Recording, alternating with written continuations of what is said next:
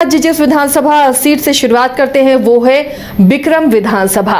ये विधानसभा पाटलिपुत्र लोकसभा के अंदर आती है और इस विधानसभा में कांग्रेस ने जीत हासिल की थी। कांग्रेस के सिद्धार्थ सौरभ ने यहां से जीत हासिल की, लेकिन बाद में वो बीजेपी से जा मिले। तो अब ये सीट बीजेपी के पास है। तो इस सीट का मिजाज क्या रहा है? कांग्रेस ने जीत हासिल की थी तो उससे पहले का रिकॉर्ड क्या रहा है? रंजन जी, बिक्रम को अगर आप स्कैन करते हैं तो बिक्रम की सीट क्या कहती है? देखिए, जब आप बिक्रम विधानसभा सीट को स्कैन करती हैं तो इसका जो इतिहास है वो बहुत दिलचस्प है। शुरुआत में यहाँ कांग्रेस की पकड़ थी, फिर बीच में 80 के दशक में, पूरे 80s में और 90s का जो अर्ली था उस समय तक जो है यहाँ पर लाल झंडा फहराया, मतलब कि लेफ्ट ने, सीपीआई ने यहाँ लगातार जीत दर्ज की। तो कमल खिला पहली बार साल 2000 में, और उसके बाद 2000 से 2010 तक जो है जितने भी चुनाव हुए उसमें एक को छोड़ दें तो बीजेपी ही यहाँ से जीतते रही। लेकिन पिछले 2 चुनाव से बिक्रम की जनता हाथ के साथ थी। लेकिन जिनके साथ थी, जिनकी की चर्चा आपने की, सिद्धार्थ सौरभ, जो टेक्निकली अभी भी कांग्रेस से हैं, हालांकि उन्होंने दल बदल लिया है और दल बदल पर जो है वो सुनवाई भी चल रही है, लेकिन फैसला अभी कुछ आया नहीं है। तो जो सिद्धार्थ सौरभ हैं, जिन्होंने की पिछली 2 जीत हाथ के निशान पर जीता था, अब वो जो है बीजेपी में शामिल हो गए हैं। तो एक और दिलचस्प बात यह है कि पिछली बार जिन्होंने जो है वो सिद्धार्थ सौरभ को टक्कर दी थी, उन्होंने हाथ का साथ ले लिया है। अब वो जो है कांग्रेस में शामिल हो गए हैं। तो बहुत ही दिलचस्प आंकड़ा है। इस बार क्या होगा? क्या सिद्धार्थ सौरभ की हैट्रिक लगेगी? क्या वो लगातार तीसरी जीत दर्ज करेंगे या कांग्रेस लगातार तीसरी जीत दर्ज करेगी? क्योंकि अब ये दोनों चीज एक साथ हो नहीं सकती। सिद्धार्थ सौरभ अब बीजेपी में है। तो एक दिलचस्प मुकाबला यहाँ पर हम सब का इंतजार कर रहा है। अब देखना यह है कि जैसे यहाँ प्रत्याशी पलटे, क्या परिणाम भी पलटेगा। लेकिन अगर हम बिक्रम विधानसभा को देखें तो जो 16 चुनाव यहाँ अब तक हुए हैं, बिक्रम विधानसभा में पहला चुनाव 1957 में हुआ था और कांग्रेस की मनोरमा देवी यहाँ से पहली विधायिका चुनी गई थी। तो इन 16 चुनावों में सबसे अधिक बार कांग्रेस ने 6 बार ये सीट जीती है और जो कम्युनिस्ट पार्टी ऑफ इंडिया है उसको यहाँ पर 4 बार सफलता मिली है, मतलब कि लाल झंडा यहाँ पर 4 बार फहराया है। बीजेपी 3 बार इस सीट को जीतने में कामयाब हुई है। तो एलजेपी और जनता पार्टी को एक बार सफलता मिली है। भारतीय क्रांति दल ने भी 1 बार जो है ये सीट जीती है।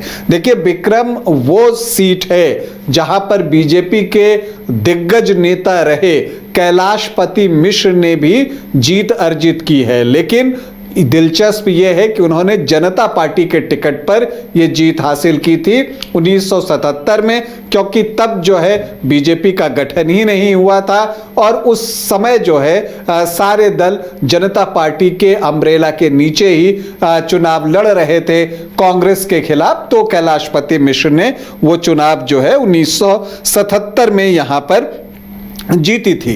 अब हम यहाँ पर आखिरी 3 चुनाव की बात करें उससे पहले ये बता दें कि यहाँ सबसे ज्यादा बार चुनाव किन्होंने जीता है, तो वो जीता है रामनाथ यादव ने 4 बार। भूमिहार बहुल ये क्षेत्र है, लेकिन यहाँ से रामनाथ यादव जो सीपीआई से चुनाव लड़ते थे, उन्होंने लगातार 4 जीत दर्ज की थी 80, 85, 90, 95 में। तो वो लगातार यहाँ से जीतते रहे। और अनिल कुमार, जिन्होंने कि अभी कांग्रेस का दामन थामा है, वो भी यहाँ से 3 बार चुनाव जीतने में सफल रहे हैं। अब हम आखिरी 3 चुनाव के आंकड़ों पर गौर करते हैं तो हम देखते हैं कि 2015 को हम छोड़ दें तो यहाँ पर आखिरी 3 चुनाव में, बाकी 2 चुनाव में त्रिकोणीय या मल्टी कॉर्नर फाइट हुई है। त्रिकोणीय कह लीजिए या इसके अलावा बहुकोणीय मुकाबला। 2010 में बीजेपी से अनिल कुमार जो है वो चुनाव लड़ रहे थे और अनिल कुमार जो है उस वक्त सिटिंग विधायक थे, बीजेपी के ही सिटिंग विधायक थे और उनके सामने जो है सिद्धार्थ सौरभ वो एलजेपी के टिकट पर चुनाव लड़ रहे थे और इसके अलावा रामजन्म शर्मा थे जो निर्दलीय थे। बीएसपी ने पंचम कुमार को टिकट दिया था और सुभाष प्रसाद यादव भी यहां से चुनाव लड़ रहे थे। तो यहां पर मल्टी कॉर्नर फाइट होती है। अनिल कुमार को 38,965 वोट आते हैं, मतलब कि 29.58% वोट। सिद्धार्थ सौरभ जो एलजेपी के टिकट पर 2010 में लड़ रहे थे उनको आते हैं 36,613 वोट, मतलब 27.79% वोट। रामजन्म शर्मा जो कि निर्दलीय चुनाव लड़ रहे थे उनको 11,812 वोट। रामजन्म शर्मा भी यहां से बीजेपी के टिकट पर साल 2000 में विधायक रह चुके हैं। इसके अलावा पंचम कुमार बीएसपी के, उनको आते हैं 11,264 वोट, 8.55% वोट और सुभाष प्रसाद यादव को 9,974, मतलब लगभग 7.5% वोट। तो यहां पर जो ये बहुकोणीय मुकाबला हुआ उसमें अनिल कुमार ने एक टाइट फाइट में जीत हासिल की 2,352 वोटों से। फिर 2015 आता है, उस समय महागठबंधन बन चुका था, जेडीयू आरजेडी कांग्रेस एक साथ चुनाव लड़ रही थी और उस वक्त जो है ये सीट कांग्रेस को जाती है और जो पिछला चुनाव एलजेपी के टिकट पर लड़े थे सिद्धार्थ सौरभ, वो अब हाथ के साथ थे और उसी चुनाव निशान पर चुनाव भी लड़ रहे थे। तो उनके सामने बीजेपी ने वेटरन अनिल कुमार को ही चुनावी मैदान में उतारा था। बिल्कुल आमने सामने का मुकाबला हुआ, लेकिन उस समय जो एक मजबूत गठबंधन बना था उसमें सिद्धार्थ सौरभ को 94,088 वोट आए और अनिल कुमार को 49,777 वोट आए। तो यहां पर सिद्धार्थ सौरभ ने 44,311 वोटों की बड़ी और विशाल जीत दर्ज की। फिर 2020 आता है, फिर एक मल्टी कॉर्नर फाइट यहां पर देखने को मिलती है। लेकिन दिलचस्प क्या था 2020 में कि बीजेपी ने अनिल कुमार का टिकट काट दिया।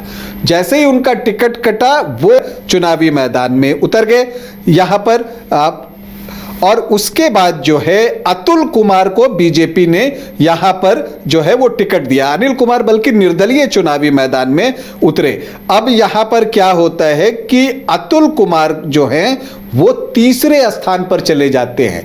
बीजेपी का ऑफिशियल कैंडिडेट दूसरे नहीं बल्कि तीसरे स्थान पर पहुंच जाता है और अनिल कुमार जो निर्दलीय चुनाव लड़ रहे थे, जो कि जमीनी नेता माने जाते हैं, वो दूसरे स्थान पर आते हैं और नागेंद्र कुमार जो निर्दलीय लड़ रहे थे उनको 11,223 वोट आए, 6.2% वोट, वो चौथे स्थान पर रहे। अनिल कुमार को आए थे 50,717 वोट और सिद्धार्थ सौरभ को 86,177। अतुल कुमार जो बीजेपी के प्रत्याशी थे उनको 14,439। तो सिद्धार्थ सौरभ जो हैं वो 35,460 वोटों से जीत जाते हैं, क्योंकि यहां पर अनिल कुमार और अतुल कुमार में जो है वो वोटों का बंटवारा हुआ था, लेकिन वहां मार्जिन इन दोनों के बीच भी बहुत ज्यादा था। अनिल कुमार दूसरे स्थान पर रहे। अब इसके बाद जब 2024 में जनवरी फरवरी का समय था जब सिद्धार्थ सौरभ जो है वो बीजेपी में शामिल होते हैं। कहा जाता है कि वो राज्य नेतृत्व से बहुत खुश नहीं थे, लेकिन इन सब के बीच जो है अनिल कुमार को अखिलेश सिंह कांग्रेस में शामिल कर लेते हैं। तो इस बार क्या है, प्रत्याशी वही दोनों होंगे। क्योंकि पिछले 3 चुनाव से देखिए तो मुकाबला सिद्धार्थ सौरभ और अनिल कुमार के बीच ही देखने को मिल रहा है।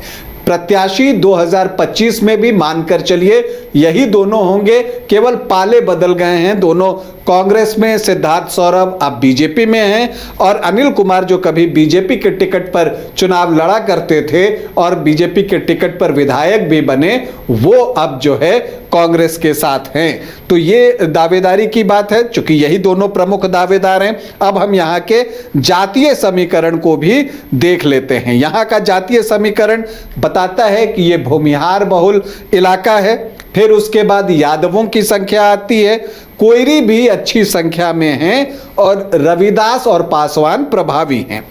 तो यहाँ पर जो एससी वोटर्स हैं उनकी संख्या बहुत अच्छी है, 20.51, मतलब 20.5% जो हैं अनुसूचित जाति के वोटर्स हैं। जो मुस्लिम हैं वो 5% हैं, और यादव 13 से 15% के बीच हैं।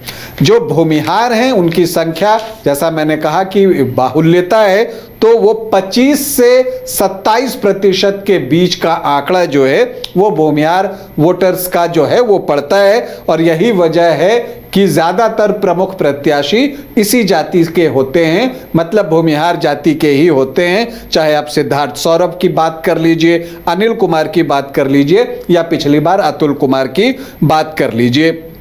राजपूत और ब्राह्मण ये दोनों बहुत ज़्यादा संख्या में नहीं हैं, लगभग 4.5-5% के आसपास। तो सामान्य जाति के वोटर जो हैं 29-30% हैं।